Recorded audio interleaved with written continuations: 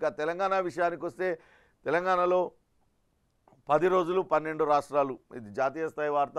అటు ప్రధానమంత్రి నరేంద్ర మోడీ ఎన్నికలకు సర్వం సిద్ధం చేసుకున్నారు. మరోసారి తానే అధికారం చేపట్టబోతున్నాను, 400కు పైగా సీట్లు బీజేపీ పార్టీ గెలుచుకుంటుంది, ఎన్డీఏ మిత్రపక్షమే మరోసారి అటు కేంద్రంలో ప్రభుత్వం ఏర్పాటు చేస్తుంది అంటూ చెప్తున్నారు. ఈరోజు ఆదిలాబాద్లో అటు మోడీ పర్యటించనున్నారు. రామగుండం ఎన్టీపీసీని వర్చువల్గా ప్రారంభిస్తారు. రేపు సంగారెడ్డి జిల్లాలో ఆయన పర్యటన కొనసాగుతుంది. తెలంగాణలో లోక్సభ ఎన్నికల ప్రచార సభలు కూడా ఈ రోజు నుంచే ఉన్నాయి. పలు ప్రారంభోత్సవాలు, శంకుస్థాపనలు కూడా.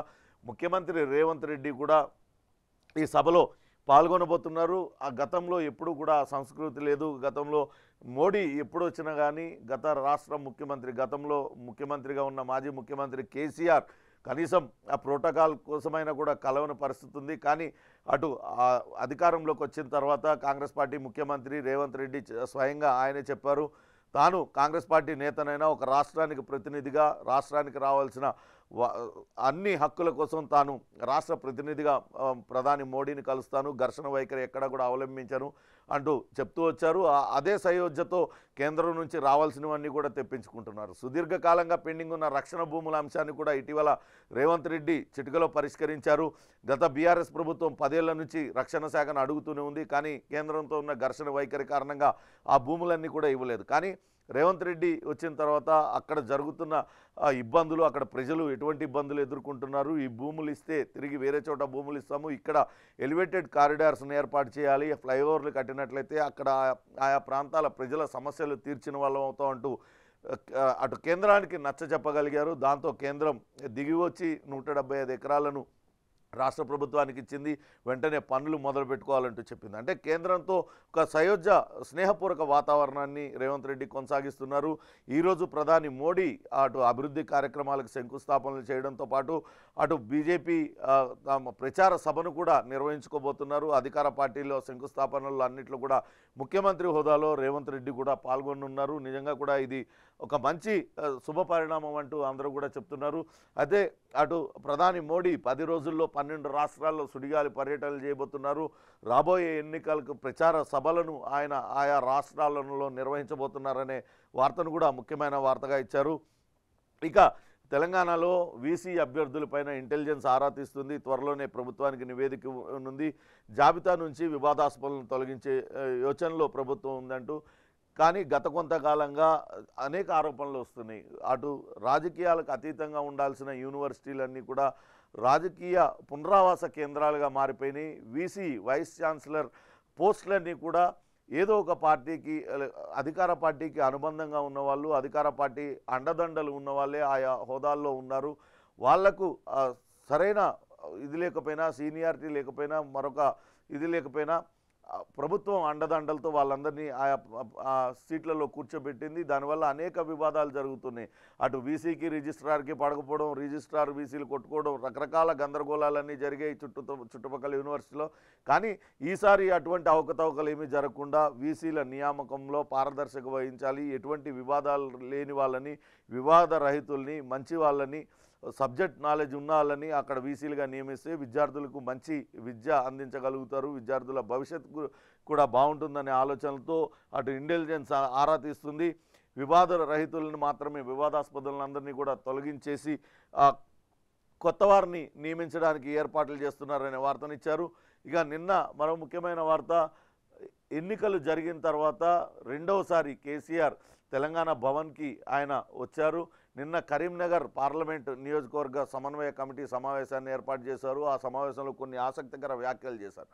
గడిచిన 10 ఏళ్లలో ఎప్పుడు కూడా ఆయన మీడియాతో, ఆయన ప్రెస్ మీట్ పెట్టి మీడియాని పిలిచి మాట్లాడటమే తప్పితే ఎప్పుడు డిబేట్లలో పాల్గొనడం కానీ లేకుంటే మరొకటి కానీ చేయలేదు. రేవంత్ రెడ్డి గొంతు చించుకొని మరీ ఆయన చెప్తూ వచ్చారు, వచ్చి శాసనసభలో మేడిగడ్డ పైన మాట్లాడండి, మీ వివరణ ఇవ్వండి అని చెప్తే అటు అసెంబ్లీ వైపు తొంగి చూసిన పరిస్థితి లేదు తుంటి శస్త్రచికిత్స పేరుతో. కానీ ఇప్పుడు నిన్న మాత్రం ఆసక్తికర వ్యాఖ్యలు చేశారు. ఇకపై టీవీ డిబేట్లలో నేనే పాల్గొంటాను, ఆ మేడిగడ్డ గురించి పూర్తి స్థాయిలో వివరిస్తానంటూ ఆయన నిన్న చెప్పారు. అంతేకాకుండా కరీంనగర్ నుంచి ఎన్నికల శంఖారావాన్ని పూరించనున్నారు. త్వరలోనే మొన్న నల్గొండలో సభ ఏర్పాటు చేసుకున్నారు. త్వరలోనే కరీంనగర్లో కూడా సభ ఏర్పాటు చేస్తున్నారు. ఆ సభలో ఆయన ఎన్నికల సమర శంఖారావాన్ని పూరిస్తామంటూ చెప్తున్నారు. రాబోయే ఎన్నికల్లో తిరిగి గెలుస్తామంటూ కూడా ఆయన చెప్తూ ఉన్నారు. కాకపోతే అభ్యర్థుల ఎంపికే కొంత కష్టతరంగా మారింది. పోటీ చేయడానికి అభ్యర్థులు ఎవరు కూడా ముందుకు రావడం లేదనే గుసగుసలు ఆ పార్టీలోనే వినపడుతూ ఉన్నాయి. ఇప్పటికే సిట్టింగ్ ఎంపీలు ముగ్గురు ఆ పార్టీకి దూరం అయిపోయారు. అటు పెద్దపల్లి ఎంపీ కావచ్చు, ఇక్కడ నాగర్ కర్నూలు ఎంపీ, జైరాబాద్ ఎంపీ ఇద్దరు కాషాయం కండువా కప్పుకున్నారు. వెంకటేష్ నేత కాంగ్రెస్లో చేరారు. మరికొంతమంది ఎంపీలు కూడా పార్టీని వీడడానికి సిద్ధమవుతున్నారన్న వార్తలు వస్తున్న నేపథ్యంలో ఏ రకంగా ఉండబోతుంది, మొత్తం కొత్త వారిని ప్రకటిస్తారా, కొత్త వారికి అవకాశం ఇస్తారా, లేకుంటే ఎవరిని అక్కడ అభ్యర్థులుగా నిలబెడతారని చూడాలి. అయితే మరో ఆంధ్రజ్యోతి పత్రిక విషయానికి వస్తే కాళేశ్వరానికి హాలిడే 4 నెలలు అంటూ ఇచ్చారు. నిన్న కాళేశ్వరం ఏదైతే కుంగుబాటుకు సంబంధించి దానిపైన నేషనల్ డ్యామ్ సేఫ్టీ అధికారులు చంద్రశేఖర్ అయ్యర్ ఆధ్వర్యంలో 5 మెన్ కమిటీని ఏర్పాటు చేసింది. ఆ 5 మెన్ కమిటీ అటు రాష్ట్ర ప్రభుత్వం ఒక లేఖ రాసింది. దానికి స్పందించిన జలవనరుల శాఖ కూడా స్పందించి కమిటీని ఏర్పాటు చేసింది. ఆ కమిటీకి 4 నెలలు గడువు ఇచ్చింది. అసలు ఎందుకు కుంగిపోయింది, ఏంటి, డిజైనింగ్ లోపమా, స్ట్రక్చరల్ లోపమా ఏంటి అనేది పూర్తి ఆ లోపల అంతా కూడా చూసిన తర్వాత నివేదిక ఇవ్వాలంటూ చెప్పింది. దానిపైన ఇప్పటికే కమిటీ దానిపైన నివేదిక ఇవ్వడానికి సిద్ధమవుతుంది. ఈ నెల 6వ తారీఖున కమిటీ రాష్ట్రానికి రానుంది. వచ్చిన తర్వాత దీనిపైన మొత్తం అధ్యయనం చేస్తారు.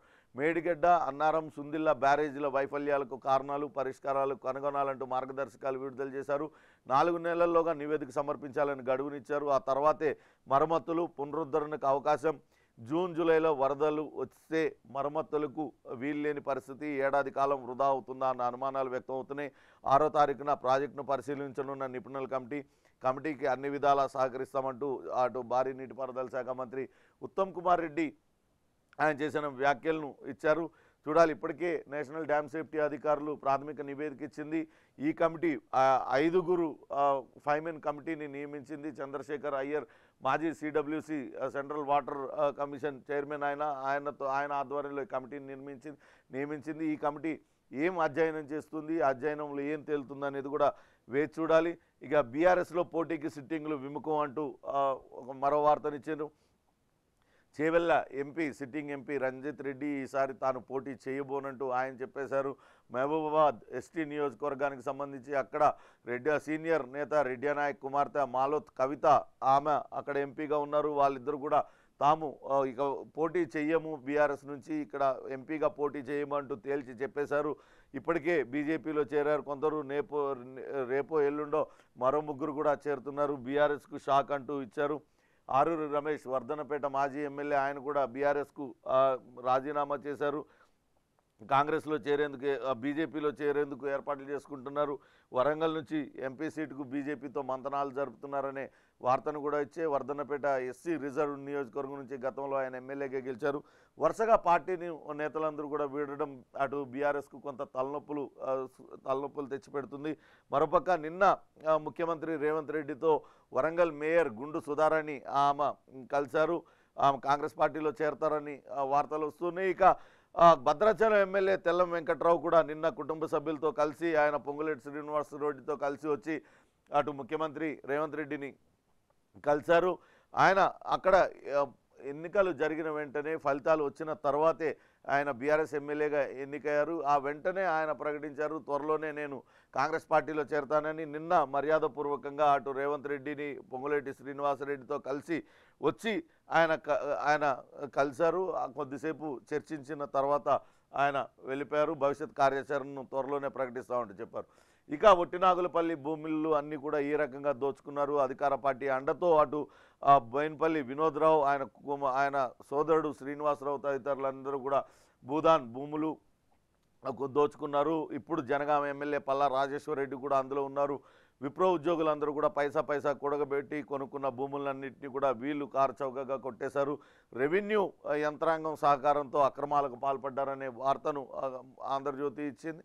దానికి సంబంధించి జిల్లా కలెక్టర్ ఇప్పటికే ఆదేశాలు జారీ చేశారు. ఆ బుట్టినాగులపల్లి భూములపైన సర్వే చేస్తూ ఉన్నారు. ఉన్నతాధికారులకు సమగ్ర నివేదిక ఇవ్వడానికి కూడా సిద్ధమయ్యారు. మొత్తం మీద ఇష్టారాజ్యంగా బీఆర్ఎస్ నేతలందరూ కూడా భూముల్ని బొక్కేశారు. రాష్ట్రంలో రాజధాని రాష్ట్ర రాజధాని హైదరాబాద్ చుట్టుపక్కల ఉన్న ఎక్కడికి పోయినా సరే ఈ కథలే భూములకు సంబంధించిన వివాదాలే కథలుగా చెప్తున్నారు. ఒక దగ్గర హరీష్ రావు పేరు చెప్తారు, ఒక దగ్గర కేటీఆర్ పేరు, ఇక బీఆర్ఎస్ నేతల పేర్లు తప్పితే వేరే వాళ్ళ పేర్లు వినిపించిన పరిస్థితి అయిపోయింది. లక్షల ఎకరాలను చెరబట్టేశారు.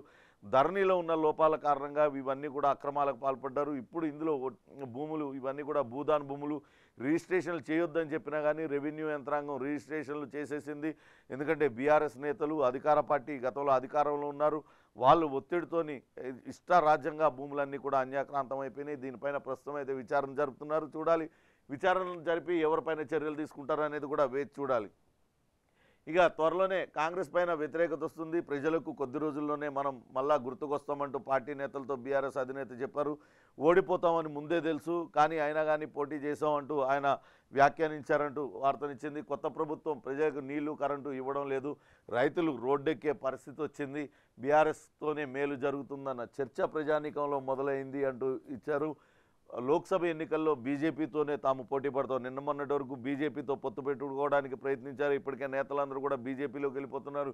బీజేపీ ఇటీవల 2-3 సర్వే సంస్థలు కూడా సర్వేలు నిర్వహించి అక్కడ ఎక్కువ సీట్లు కాంగ్రెస్ పార్టీ అత్యధిక మెజారిటీతో గెలవబోతుంది. కేవలం సింగిల్ డిజిట్కే బీఆర్ఎస్ బీజేపీ కూడా నిలవబోతున్నాయి అని చెప్పారు. కానీ దానికి భిన్నంగా ఈయన ప్రకటించారు. కరీంనగర్ పెద్దపల్లి అభ్యర్థులుగా వినోద్ కుమార్, కొప్పుల ఈశ్వర్ని ఖరారు చేశారు. ఈరోజు తొలి జాబితాను ప్రకటించనున్నారు కేటీఆర్. కరీంనగర్లో ఈ నెల 12వ తారీఖున భారీ బహిరంగ సభ ఏర్పాటు చేసి ఆ సభ ద్వారా ఎన్నికల ప్రచారాన్ని ప్రారంభించబోతున్నారు. మాజీ ముఖ్యమంత్రి కేసీఆర్ అనే వార్తనిచ్చారు. ఇక మరో ముఖ్యమైన వార్త, ఈరోజు రేపు 2 రోజుల పాటు రాష్ట్రంలో ప్రధానమంత్రి నరేంద్ర మోడీ పర్యటించనున్నారు. ఈరోజు ఆదిలాబాద్లో ఆయన కార్యక్రమాలు ఉన్నాయి. నేరుగా నాగపూర్ నుంచి ఆదిలాబాద్కు వస్తారు. అక్కడ పలు అభివృద్ధి కార్యక్రమాలకు శ్రీకారం చుడతారు. బహిరంగ సభలతో పార్టీకి మరింత ఊపు తెస్తాయంటూ బీజేపీ నేతలందరూ కూడా భావిస్తున్నారు. ఇప్పటికే మొదటి జాబితాలో బీజేపీ 9 మంది అభ్యర్థుల్ని ప్రకటించింది. ఇప్పుడు ప్రస్తుతం ఎక్కడైతే ఆదిలాబాద్ సభ జరుగుతుందో అక్కడ కూడా సిట్టింగ్ ఎంపీ ఉన్నారు స్వయం బాపురావు, కానీ ఆయన్ని ప్రకటించలేదు.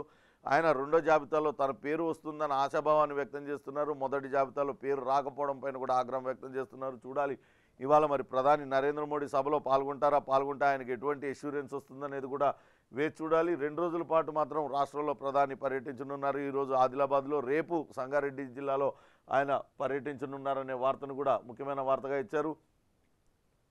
ఇక V6 వెలుగు కనుక చూసినట్లయితే సమ్మక్క సారలమ్మ జాతర ఘనంగా జరిగింది. కోట్ల మంది భక్తులు అక్కడ తమ మొక్కులను చెల్లించుకున్నారు. ప్రస్తుతం హుండీ లెక్కింపు జరుగుతుంది. హుండీ ఆదాయాన్ని లెక్కిస్తూ ఉన్నారు. అయితే ఒక నమ్మకం గిరిజనుల్లో ఉంది, ఏదైనా కోరిక కోరుకొని హుండీలో వేసినట్లయితే ఆ కోరిక తీరుతుందని. కానీ విచిత్రమైన కోరికలన్నీ కూడా ప్రజల నుంచి వస్తూ ఉన్నాయి. కొంతమంది ఇందులో అంబేద్కర్ బొమ్మను ముద్రించి ఉన్న నకిలీ నోట్లను అందులో వేశారు. అంటే భవిష్యత్తులో ఖచ్చితంగా రాజ్యాంగ నిర్మాత అంబేద్కర్ బొమ్మ కరెన్సీ మీద ఉండాలనే కోరికతో వాళ్ళు అది చేశారు. మరొక మహిళ తన భర్త బెట్టింగ్లు మానేయాలి, మా అక్క కొడుకు IIT రావాలి, కోరుకున్న అమ్మాయితో వివాహం కావాలి, ఇటువంటివన్నీ కూడా వాళ్ళు రాసి వేశారు. ఇది నిజంగా కూడా బెట్టింగ్ మహమ్మారి అనేది చాలా పేద మధ్యతరగతి కుటుంబాలను చిదిమేస్తుంది. బెట్టింగ్కి కాదేది అనర్హం అంటూ క్రికెట్ బెట్టింగ్లు కావచ్చు, ఇతరత్ర రకరకాల యాప్స్ వచ్చేసినాయి. ఒక క్రికెట్ బెట్టింగే కాదు, పక్క రాష్ట్రంలో ఎన్నికలు జరుగుతున్న బెట్టింగ్లు నిర్వహిస్తూ కోట్ల రూపాయలు దోచేసుకుంటూ ఉన్నారు. ఇక్కడ ఈ యాప్ల ద్వారా దోచుకున్న సొమ్మునన్నీ కూడా పరాయి దేశాలకు తరలించిపోతున్నారు. ఈ బెట్టింగ్ ఉచ్చులో పడి అనేక మంది ప్రాణాలు కోల్పోతున్నారు. అప్పుల పాలైపోయి కుటుంబాలు ఛిద్రమైపోతున్న పరిస్థితి. ఆ మహిళ ఆమె ఎంతగా మదన పడుతూ ఉందో బెట్టింగ్ మానేయాలని, ఆ భర్త బెట్టింగ్ మానేయాలంటూ సమ్మక్కకు ఆమె ముడుపు కట్టి అందులో హుండీలో వేసిన పరిస్థితిని చూసాం. మా అక్క కొడుకు IIT సీట్ రావాలి, ఫారెన్ పోవాలి, అనుకున్న అమ్మాయితో వివాహం కావాలి, కరెన్సీపై అంబేద్కర్ ఫోటో ముద్రించాలి, చిట్టీలు రాసి భక్తులు హుండీల్లో వేశారనే వార్తను ఇచ్చారు. నిజంగా కొంత ఇంట్రెస్టింగ్ వార్త. కానీ ఈ చిట్టీలో ఉన్న ఆవేదనను కూడా వ్యక్తం చేసుకోవాలి. ఆర్థికంగా ఈ రకంగా వాళ్ళు ఎంత చితికిపోయి ఎన్ని రకాలుగా ఇబ్బందులు పడుతూ ఉంటే ఆ మహిళ అటువంటి కోరిక కోరుతుంది ఆ తల్లుల్ని అనేది. తల్లులు వాళ్ళందరి కోరికలు నెరవేర్చాలని కోరుకుందాం. అయితే 100 కోట్ల రూపాయలు జాతర ఆదాయం దాటింది. భక్తులు పెద్ద ఎత్తున తమ హుండీలో కానుకలు వేశారు. 10 కోట్లకు పైగా జాతర ఆదాయం వచ్చింది అంటూ చెప్తున్నారు. ఇంకా కూడా కొనసాగుతుంది హుండీల లెక్కింపు. చూడాలి ఎంత ఆదాయం వచ్చింది అనేది తేలే అవకాశం ఉంది. ఇక 1,00,000 మందితో ఇందిరమ్మ ఫోర్స్ అంటూ రేవంత్ రెడ్డి నిర్ణయం తీసుకున్నారు. 6 గ్యారెంటీల అమలు కోసం గ్రామాలు పట్టణాల్లో కమిటీలు నిర్మిస్తారు. మంత్రులు ఎమ్మెల్యేలకు సీఎం రేవంత్ రెడ్డి ఆదేశం. ఒక్కో కమిటీలో 5 సభ్యులు ఉండాలి. 2-3 రోజుల్లోనే ఉత్తర్వులు. అంటే క్షేత్రస్థాయిలో గ్రామీణ స్థాయిలో ఈ పథకాలన్నీ కూడా ప్రజలకు అందాలంటే ఒక ఇందిరమ్మ ఫోర్స్ ఇట్లాంటి ఒక కమిటీలు ఉండాలి. క్షేత్రస్థాయి కమిటీలు అనేది ముఖ్యమంత్రి రేవంత్ రెడ్డి భావనగా తెలుస్తుంది. 2-3 రోజుల్లోనే దీనిపైన ఉత్తర్వులు ఇవ్వడానికి సిద్ధం చేస్తున్నారు. ప్రతి చోట 5 సభ్యులతో ఒక్కొక్క కమిటీలో 5 సభ్యులు ఉంటారు. గ్రామాలు పట్టణాల్లో కమిటీలు వేయాలి. 6 గ్యారెంటీల అమలు కోసం మొత్తం ఎమ్మెల్యేలకు మంత్రులందరికీ కూడా ముఖ్యమంత్రి రేవంత్ రెడ్డి ఆదేశాలు జారీ చేశారు. దేశ రాజకీయాల్లో తెలుగు వాళ్ళు కీలకంగా మారాలి. ఢిల్లీలో మన పాత్ర తగ్గడానికి కారణం ఏంటో ఆలోచించాలి. రాష్ట్రాలుగా విడిపోయిన మనందరం మనుషులుగా కలిసి ఉండాలి అంటూ నిన్న సాయంత్రం ఎంసీఆర్ హెచ్ఆర్డి మరి చెన్నారెడ్డి మానవ వనరుల దానిలో ఒక ప్రోగ్రాం జరిగింది. ఆ ప్రోగ్రాంలో సిక్కిం గవర్నర్గా పనిచేసిన రామారావు ఆయన పుస్తకావిష్కరణ సభలో పాల్గొన్నారు. గవర్నర్ పేట్ గవర్నర్ హౌస్ అనే పుస్తకావిష్కరణ జరిగింది. అందులో రేవంత్ రెడ్డి ఆయన పాల్గొని పుస్తకాన్ని ఆవిష్కరించి మాట్లాడారు. ఢిల్లీలో అసలు దేశ రాజకీయాల్లో తెలుగు వాళ్ళ పాత్ర తగ్గుతూ ఉంది కాబట్టి అటు కీలకంగా వ్యవహరించాలి. గతంలో అనేక మంది ఇక్కడి నుంచి రాజకీయాలు నేర్పిన వాళ్ళు ప్రధానమంత్రి స్థాయికి అటు పివి నరసింహారావు తదితరులందరూ కూడా వెళ్ళారు. అటు రాజశేఖర రెడ్డి కీలకంగా వ్యవహరించారు. ఎన్టీఆర్ కీలకంగా వ్యవహరించారు. మన రాష్ట్రానికి సంబంధించిన వాళ్ళు ఇతర రాష్ట్రాల్లో అక్కడ గవర్నర్లుగా పనిచేశారు. ఇంకా విస్తృత స్థాయిలో తెలుగు వాళ్ళు దేశ రాజకీయాల్లో కీలకంగా వ్యవహరించాలనే ఆకాంక్షను ఆయన వెలుబుచ్చారు. ఖచ్చితంగా రాబోయే రోజుల్లో మరింత క్రియాశీలకంగా పనిచేస్తూ దేశ రాజకీయాల్లో తెలుగువారి సత్తా చాటాలి. రాష్ట్రాలుగా విడిపోయినా సరే 2 రాష్ట్రాల వాళ్ళం కలిసి కట్టుగా అక్కడ కేంద్రంలో తమ సత్తా చాటాలి తెలుగు వాళ్ళందరూ కూడా అనే ఆకాంక్షను రేవంత్ రెడ్డి వెలుబుచ్చారు నిన్న పుస్తకావిష్కరణ సభలో. ఇక దిశ విషయానికి వస్తే సారీ మేము పోటీ చెయ్యం అంటూ ఎంపీ అభ్యర్థులుగా ఎవరెవరైతే రాబోయే ఎన్నికల్లో ప్రస్తుతం ఎంపీలు ఉన్నారో వాళ్ళందరూ కూడా ఎన్నికల బరిలో నిలిచేందుకు జంకుతున్నారు. భారీగా ఖర్చు పెట్టాల్సి వస్తుందనే భయం. ఖర్చు పెట్టినా గెలుస్తామా ఓడతామా అనే తెలియని పరిస్థితి. ప్రస్తుతం కాంగ్రెస్ పార్టీ బలం పుంజుకుంది. అటు బీఆర్ఎస్ పార్టీ పూర్తిగా బలహీనమైపోయింది. బీఆర్ఎస్ పార్టీ గత పాలన అంతా కూడా లోపభూయిష్టంగా సాగింది. ప్రజలలో తీవ్ర వ్యతిరేకత వచ్చింది. దాంతో పోటీ చేసేందుకు అధికారులందరూ అటు నేతలందరూ కూడా జంకుతున్నారు అనే వార్తనిచ్చారు. చేవెళ్ల ఎంపీ అభ్యర్థిత్వంపై అభిప్రాయాలు సేకరించారు. బరిలో నిలిచేందుకు అటు రంజిత్ రెడ్డి నో చెప్పారనే వార్తనిచ్చారు. ప్రత్యామ్నాయ మార్గాలపైన అధిష్టానం ఫోకస్ పెట్టింది. పోటీపై 2-3 రోజుల్లో రంజిత్ రెడ్డి స్పష్టత ఇస్తామన్నారు. ఎంపీ సెగ్మెంట్లో అంతా కూడా ఇదే పరిస్థితి నెలకొని ఉంది. పూర్తిగా కొత్తవారిని నిలబెట్టాలని భావిస్తున్నారు. కానీ కొత్తవారు నిలబడ్డా అంతంత ఖర్చు పెడతారా, ఖర్చు పెట్టినా గెలుస్తామా ఓడతామా అని తెలియని పరిస్థితి. దాంతో అభ్యర్థుల ఎంపిక అనేది సవాల్గా మారింది అంటూ ఇచ్చారు. నిన్న బీఆర్ఎస్ భవన్కు కేసీఆర్ వచ్చారు. ఓడిన ఎమ్మెల్యేలపై ప్రజల్లో ఇంకా వ్యతిరేకత ఉంది. పార్టీ మారేవారి గురించి ఆలోచించొద్దు. లోక్సభ ఎన్నికల్లో బీఆర్ఎస్ బీజేపీ మధ్య పోటీ ఉండబోతుంది. 12న కరీంనగర్లో భారీ బహిరంగ సభ. ప్రాజెక్టుల్లో సమస్యలు రావడం సహజం. ఒక పన్ను పాడైతే మిగతావన్నీ పీకేసుకోలేం కదా అంటూ ఆయన చేసిన వ్యాఖ్యలను ముఖ్యమైన వార్తగా ఇచ్చారు. ఈరోజు మరోసారి బీఆర్ఎస్ భవన్కు కేసీఆర్ రానున్నారు. ఈరోజు తొలి జాబితా అభ్యర్థుల ప్రకటన ఉంటుందని భావిస్తున్నారు. చూడాలి మరి అభ్యర్థులు ఒక పక్క మేము పోటీ చేయం మొర్రో అంటే మరి వీళ్ళు ఎవరిని ప్రకటిస్తారు ఏంటి. ఇప్పటికే నియోజకవర్గాల వారీగా అటు సమన్వయ సమావేశాలను కేటీఆర్ నిర్వహించారు. అప్పుడు కేసీఆర్ నిన్న అంతకుముందు ఒకసారి మాత్రమే అటు బీఆర్ఎస్ భవన్కి వచ్చారు. ఇప్పటికే పూర్తి స్థాయిలో నివేదిక కేసీఆర్ అంది ఉంటుందా, అంది ఉంటే ఏం నివేదిక ఇచ్చారు, ఎక్కడెక్కడ అభ్యర్థులుగా ఎవరిని ఖరారు చేసే అవకాశం ఉంటుంది, ఇవన్నీ కూడా వేచి చూడాలి.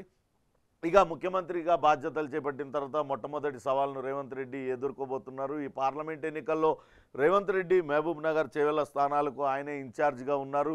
కాబట్టి ఆ 2 స్థానాలలో ఎవరు పోటీ చేయబోతున్నారు. ఇప్పటికే మహబూబ్ నగర్ స్థానానికి వంశీచంద్ర రెడ్డిని ప్రకటించారు. ఇక చేవెళ్ల స్థానానికి సునీత మహేందర్ రెడ్డి పోటీ చేయబోతున్నారు. చేవెళ్ల స్థానానికి సంబంధించి అటు బీఆర్ఎస్ నుంచి రంజిత్ రెడ్డి ప్రస్తుతం సిట్టింగ్ ఎంపీగా ఉన్నారు. ఆయన పోటీ పైన ఇంకా డైలమాలో ఉన్నారు. పోటీ చేయాలా వద్దా అనేది. బీజేపీ ఇప్పటికే అభ్యర్థిని చేవెళ్ల స్థానానికి ప్రకటించింది. కొండా విశ్వేశ్వరరెడ్డిని ఇక మహబూబ్ నగర్ బీజేపీ పెండింగ్లో పెట్టింది. అక్కడ డీకే అరుణ, ఏపీ జితేందర్ రెడ్డి ఇద్దరు కూడా టికెట్ను ఆశిస్తూ ఉన్నారు. మొదటి జాబితాలో అక్కడ ప్రకటించకపోవడం పైన వాళ్ళు కొంత అసహనం వ్యక్తం చేస్తున్న పరిస్థితి ఉంది. Jitender Reddy what to do what not to do before election అంటూ ఆయన ఒక ట్వీట్ చేసింది, రాజకీయ వర్గాల్లో చర్చనీయాంశమైంది. తిరిగి నిన్న మరో ట్వీట్ చేశారు, భగవంతుడు ఆ వెంకటేశ్వర స్వామి పైన నాకు అపారమైన నమ్మకం ఉంది, అట్లనే మోడీ, నడ్డా, అమిత్ షా వీళ్ళందరిపైన నమ్మకం ఉంది, బీజేపీ టికెట్ నాకే ఇస్తుందంటూ వాళ్ళ ఆశాభావం వ్యక్తం చేస్తున్నారు. కానీ ఈ రెండు నియోజకవర్గాలతో పాటు మల్కాజ్గిరి సిట్టింగ్ స్థానం, అక్కడ రేవంత్ రెడ్డి సిట్టింగ్ స్థానం, ఇవన్నీ కూడా తిరిగి దక్కించుకునేందుకు ఇక్కడ ఇన్ఛార్జ్గా ఉన్న రేవంత్ రెడ్డికి గురుతర బాధ్యత ఉన్నది. ఈ ఎన్నికలకు ఆయనకు ఒక సవాల్గా మారాయి. ఏ రకంగా ఈ ఎన్నికల్లో ఈ స్థానాలను ఆయన గెలవబోతున్నారనే వార్తను ఇచ్చారు. కనీసం 12 సీట్లలో గెలిచేందుకు కసరత్తు చేస్తున్నారు. ప్రధాన ప్రత్యర్థి బీజేపీని ప్రకటించారు. ఇప్పటికే 9 మందిని కాషాయ పార్టీ ప్రకటించింది. ధీటైన అభ్యర్థులను ప్రకటించడం కాంగ్రెస్కు సవాలే అంటూ చెప్పారు. ఇప్పటికే స్క్రీనింగ్ కమిటీ పలుమార్లు సమావేశమైంది. 10 చోట్ల ఏకాభిప్రాయానికి వచ్చారు. ఇంకా 7 చోట్ల ఏకాభిప్రాయానికి రావాల్సి ఉంది.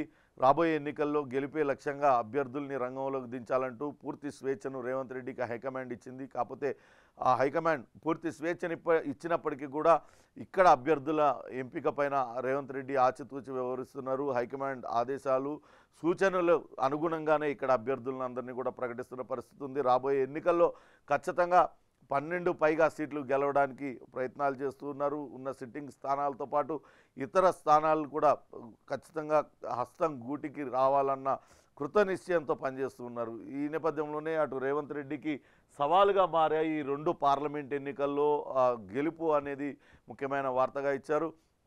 అభ్యర్థుల ప్రకటన అయితే 9 మంది అభ్యర్థుల ప్రకటన అటు బీజేపీ ఇచ్చింది. ఈరోజు బీఆర్ఎస్ కూడా ప్రకటించబోతుంది. త్వరలోనే కాంగ్రెస్ కూడా అభ్యర్థులపైన ఒక క్లారిటీ వచ్చే అవకాశం ఉంది.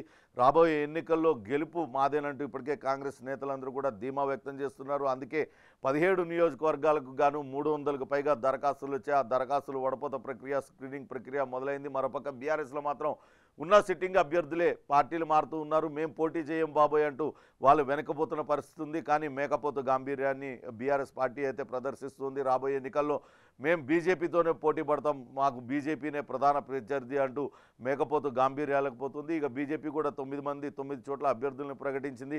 కానీ మొదటి జాబితా ప్రకటనతోనే పెద్ద ఎత్తున అసంతృప్తులు, అలకలన్నీ కూడా బయటపడుతూ ఉన్నాయి. కొన్ని చోట్ల అభ్యర్థుల మార్పు పైన డిమాండ్ వస్తూ ఉంది. రకరకాల ఆరోపణలు, ప్రత్యారోపణలు చేసుకుంటూ ఉన్నారు సొంత పార్టీ నేతలే. దీన్ని అంతటిపైన హైకమాండ్ ఇప్పటికే దృష్టి పెట్టింది. ఏ రకంగా వాళ్ళ మధ్య సయోధ్య కుదిర్చి ఎన్నికలకు ముందుకు వెళ్తారనేది వేచి చూడాలి. ఇది ఇవాల్టి ఇంట్రెస్టింగ్ టాపిక్స్. తిరిగి రేపు మరిన్ని ఇంట్రెస్టింగ్ టాపిక్స్తో మళ్ళీ కలుద్దాం. Stay tune to big TV.